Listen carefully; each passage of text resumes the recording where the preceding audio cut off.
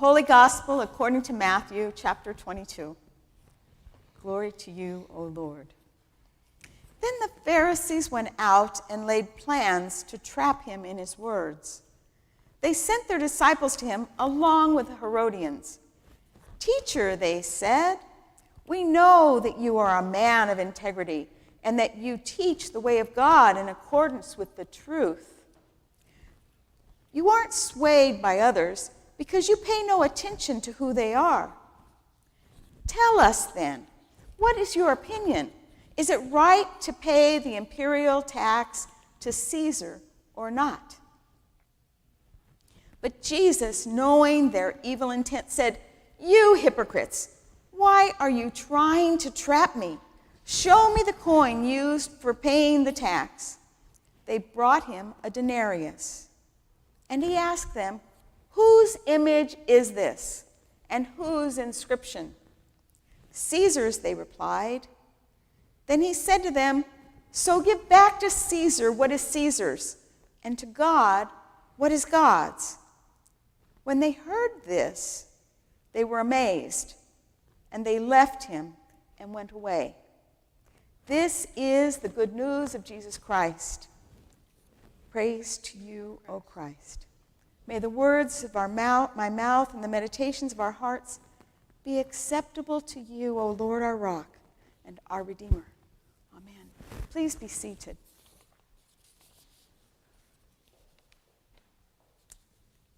So they left him and went away.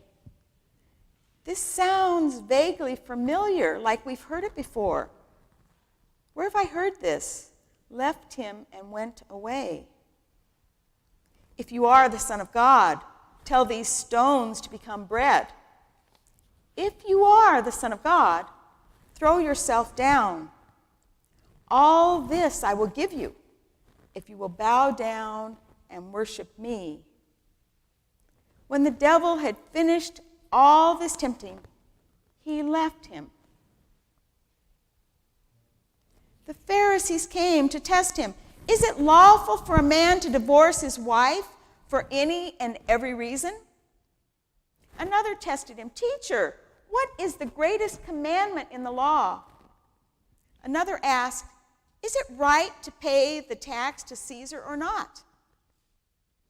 All seemingly innocent questions, but not really. Their intent was to do harm. Their intent was to trap Jesus and to have him executed.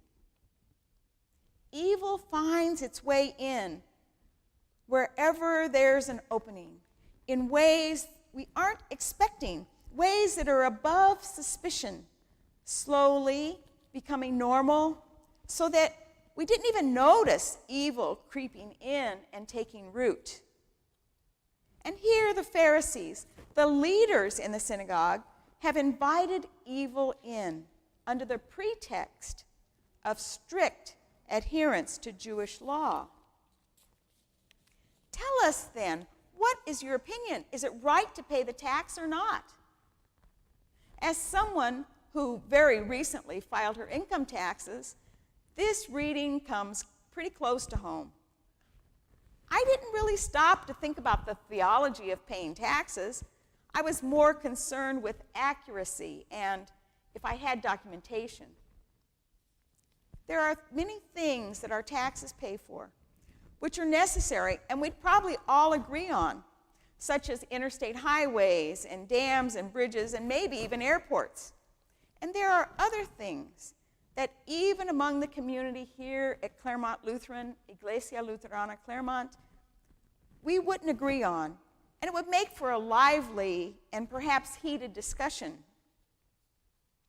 Jesus said, "Love your enemies and pray for those who persecute you." What about the portion of my taxes that are intended to harm or kill our enemies? Jesus told us to love your neighbor as yourself. What about providing food aid to North Korea, which the U.S. does? A few years ago, there was a severe famine in North Korea. It was caused by drought.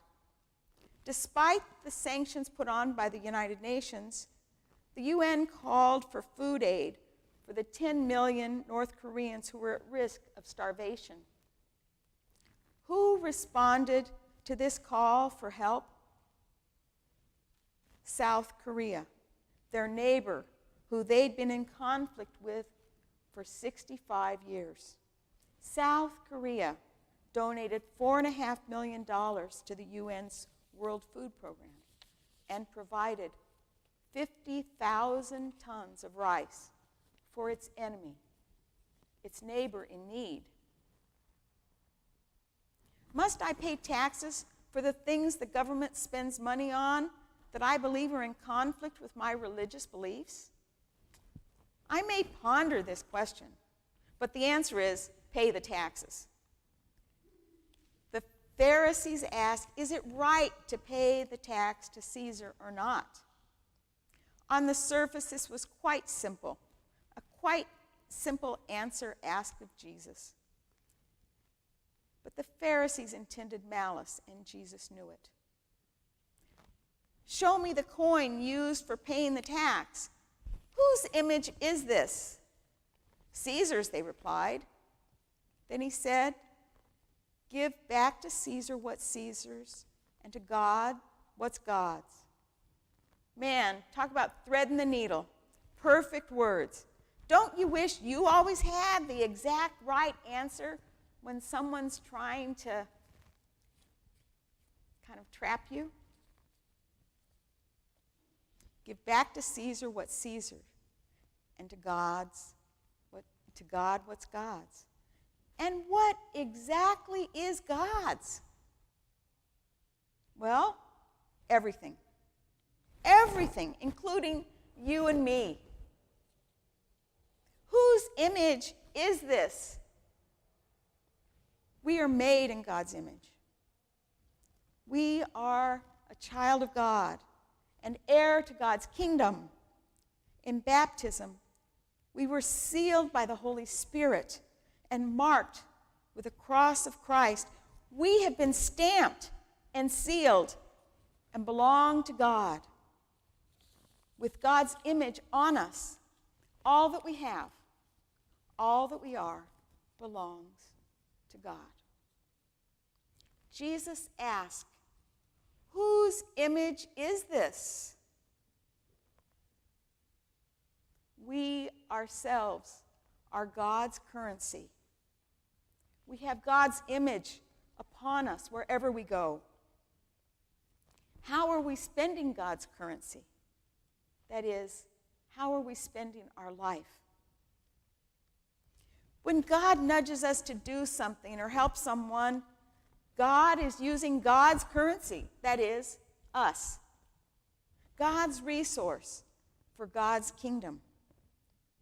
Seeing ourselves as entirely God's resource, available to be spent for God's kingdom, changes everything. The way we see ourselves and each other. Are we eager to be spent? Or are we in a bank account earning interest? Are we being put to use? It is a bit shocking when we look at our lives in this way, fully knowing everything is God's. And that is the truth. When the Pharisees heard this, they were amazed. They knew that this was the truth, and everything belongs to God. But it wasn't what they wanted to hear, so they left him until an opportune time. Let us pray.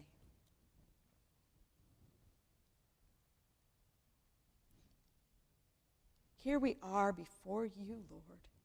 We are always before you. You hold in mind each one of us as if there were no one else in the world. But we're often unaware of your presence. Here, together, coming to meet with you, we become conscious of you as the reality, the true basis of life.